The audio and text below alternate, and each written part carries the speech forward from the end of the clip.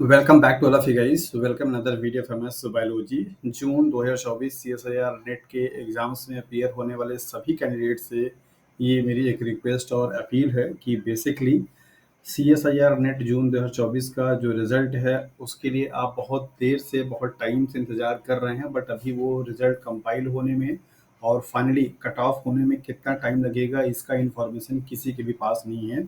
Even मैंने mail भी किया हुआ था सीएसआईआर के पास, बट अभी तक उनका कोई रिप्लाई नहीं आया हुआ है। सो आप सभी लोगों से आज बात कर इस वीडियो के माध्यम से आपको कुछ कहना चाहता हूँ और आपसे अपील करना चाहता हूँ कि आप रिजल्ट को लेकर के अपना टाइम वेस्ट मत कीजिए। रिजल्ट जब भी पब्लिश होगा आपको कहीं न कहीं से आपको इन्फॉर्मेशन मिल ही जाएगा।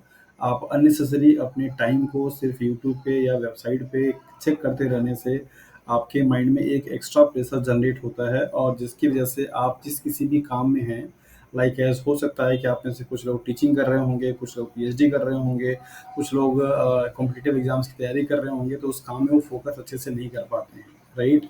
तो ये वीडियो उन सभी कैंडिडेट्स के लिए है जो कि इस बार के सीएसआईआर जून 2024 के एग्ज़ाम्स में अपीयर हुए हैं और अभी वो रिज़ल्ट का वेट कर रहे हैं, फाइनल कट ऑफ का इंतज़ार कर रहे हैं, बट अभी तक सीएसआईआर की तरफ से ऐसा कुछ भी नहीं आया हुआ है।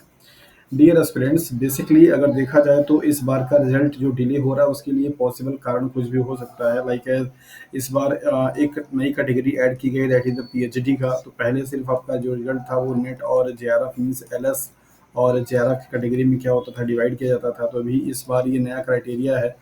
हो सकता है पॉसिबली कि ये भी कंपाइल करने में उसके लिए मिनिमम क्राइटेरिया या मिनिमम मार्क्स सेट करने में उनको हो सकता है टाइम लग रहा होगा।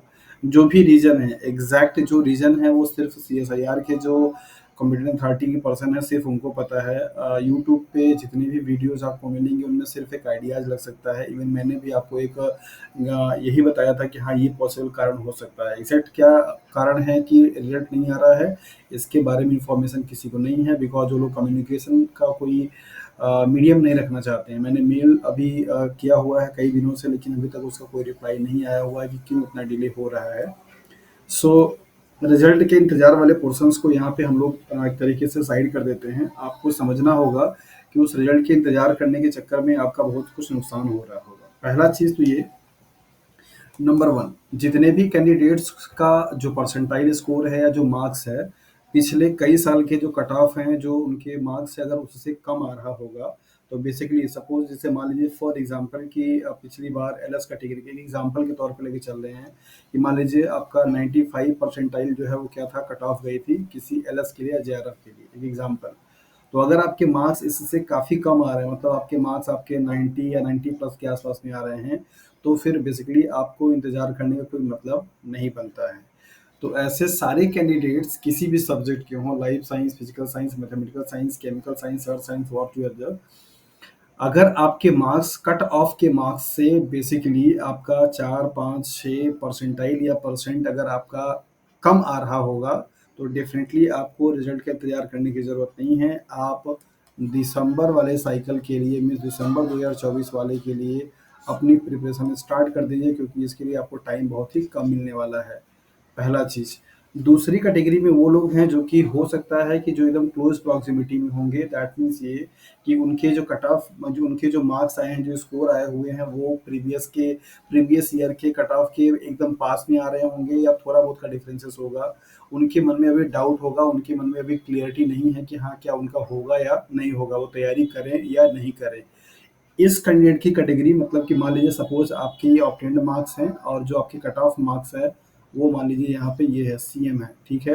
तो ये लगभग-लगभग क्या है, बराबर है। यहाँ पे आपने देखा कि जब आपका कट ऑफ का जो मार्क्स है वो ज़्यादा है और आपके जो मार्क्स हैं बहुत ही कम हैं, तो उस केस में आपको समझना है कि आपको तैयारी अपना करते रहना है, आपको रिज़ल्ट के इंतज़ार करने की ज़रूरत नहीं है।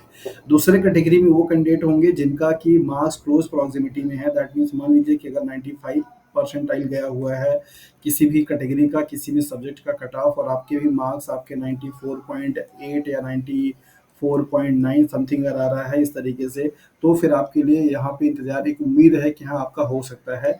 आपको थोड़ा-सा एक तरीके का डाउट रहेगा कि हाँ, आपका होगा या नहीं होगा।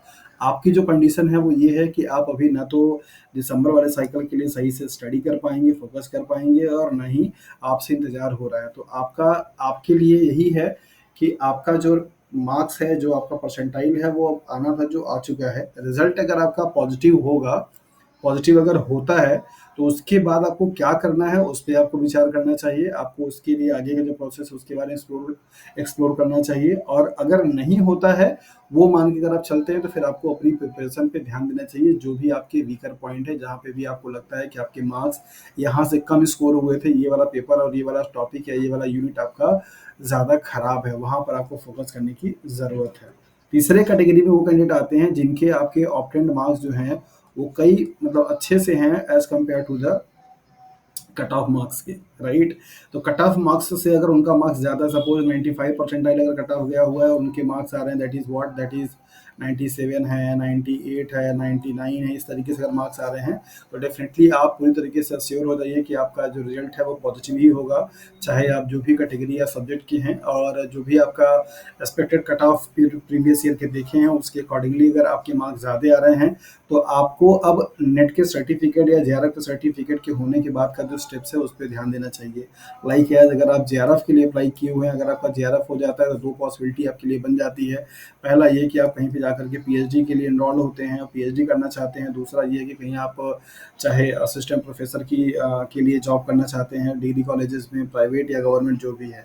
तो अगर आप पीएचडी करना चाहते हैं, तो पीएचडी में बहुत सारे काम होते हैं। आपको अपने पीएचडी के टाइटल को लेकर के, टॉपिक को लेकर के आपको एक्सप्लोर करना होता है, आपको पढ़ना होता है, आपको लिखना होता है कि हाँ, उस पे हम क्या करना चाहते हैं, किस यूनिवर्सिटी से करना चाहते हैं, किस डिपार्टमेंट से करना चाहते हैं, किस प्रोफेसर के अंडर में करना चाहते हैं।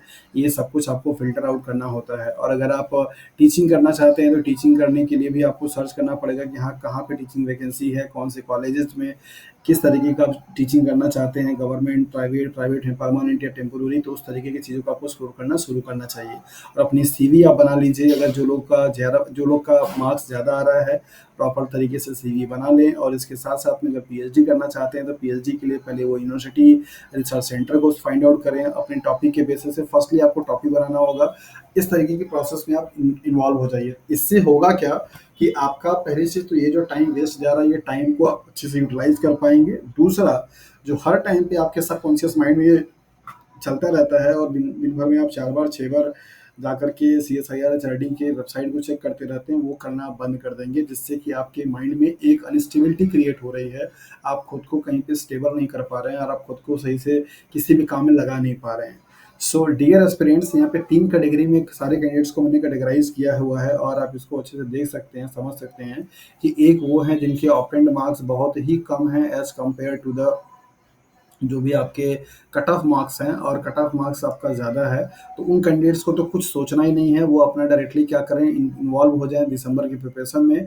और दिसंबर का एग्ज़ाम टाइम से अगर हुआ, तो फिर आपके लिए टाइम बहुत बहुत ही कम है। आपको उन यूनिट से स्टार्ट करना चाहिए जिस यूनिट में आपको प्रॉब्लम ज़्यादा थी, और जहाँ से क्वेश्चंस आए थे और आप उसको नहीं कर पाए थे, वहाँ से आपको स्टार्ट करने की ज़रूरत है। दूसरे कैटेगरी में वो हैं जिनका ऑब्टेन्ड मार्क्स और कट ऑफ मार्क्स लगभग बराबर है। वो दोनों पॉसिबिलिटीज़ को लेकर के आउटकम को निकाल कर के अपना काम कर सकते हैं। पास क्वालीफाई हो जाएँगे तो क्या करेंगे, उस पे भी विचार कर सकते हैं। नहीं क्वालीफाई होते हैं, तो जो उनका सबसे वीकर सेक्शन है, उस सेक्शन पे उनको प्रिपरेशंस करने की ज़रूरत है, स्टार्ट कर देने की ज़रूरत है। और तीसरे कैटेगरी में ये हैं कि जिनका मार्क्स बहुत ज़्यादा है, मतलब वो श्योर हैं कि वो क्वालीफाई हो ही जाएँगे।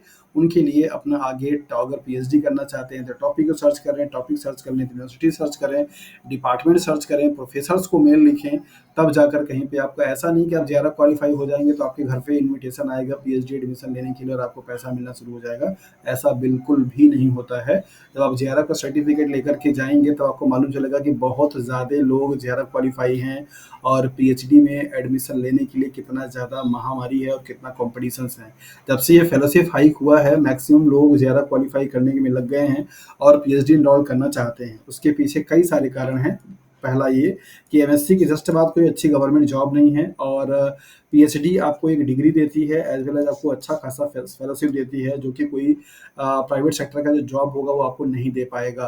तो ये सब कई सारे कारण हैं जो कि पीएचडी करने के लिए बच्चों का माइंड डाइवर्ट हो रहा है, माइंड उस तरफ मूव कर रहा है। तो अगर आप पीएचडी करना चाहते हैं तो बेसिकली आपको उस पर फोकस करनी चाहिए, और अगर आप टीचिंग के लिए प्लान कर रहे हैं तो आप टीचिंग में क्या करेंगे, क्या पढ़ाएंगे, कौन सा पेपर पढ़ाएंगे, कौन सा सब्जेक्ट पढ़ाएंगे, उनके लिए प्रिपरेशन अपने अच्छे से करना शुरू कर दीजिए। सो डियर एस्पिरेंट्स, आप सभी लोगों से यही अपील है कि रिजल्ट को लेकर के आप परेशान मत होइए, और उसके चक्कर में अपना टाइम वेस्ट आप मत कीजिए। टाइम बहुत ही प्रीसियस है, आप इस टाइम को यूटिलाइज कर सकते हैं। वैसे तो हालांकि आप सभी लोग काफ़ी इनफ मेच्योर हैं और समझदार हैं अपने टाइम को यूटिलाइज करने के लिए, बट फिर भी इस रिजल्ट के चक्कर में पिछले डेढ़ या 2 वीक हो गया सिर्फ रिजल्ट का ही इंतजार हो रहा है, और रिजल्ट का भी कुछ अता पता नहीं है। मैंने मेल भी किया हुआ है CSIR HRD को, लेकिन अभी तक कोई रिप्लाई नहीं है। उनके ट्विटर हैंडल पर जाकर के लॉगिन देखता हूँ तो पता चलता है कि वो किसी न किसी प्रोग्राम में क्या होते हैं, इन्वॉल्व होते रहते हैं। अभी 2 अक्टूबर की ही बात है, गांधी जयंती के प्रोग्राम में पूरा वो लोग इन्वॉल्व थे। कहीं पे भी ऐसा कुछ नजर नहीं आता है कि हाँ रिजल्ट अभी कुछ काम चल रहा है कि नहीं चल रहा होगा। आई विश कि जल्दी ही आपका रिजल्ट पब्लिश हो जाए ताकि सबको क्लियरिटी हो जाए, बट जब तक नहीं होता तब तक आप इन दिए गए सजेशंस को आप फॉलो कर सकते हैं। इससे आपका टाइम सेव होगा और आपकी मेंटल कंडीशन भी स्टेबल और अच्छी रहेगी, यही उम्मीद करते हैं। सो होपफुली कि ये चीज़ें आपको अच्छे समझ में आ गई होंगी। और बाकी अगर आपको कुछ डाउट है CSIR के प्रिपरेशंस को लेकर के, दिसंबर साइकिल की तैयारी करना चाहते हैं, तो डेफिनेटली एक ऑनलाइन बैच से स्टार्ट अभी हुई है और होने वाली है मंडे से। आप उसके लिए जुड़ सकते हैं, नंबर आपको यूट्यूब चैनल पे दिया हुआ है। So thank you for watching this video.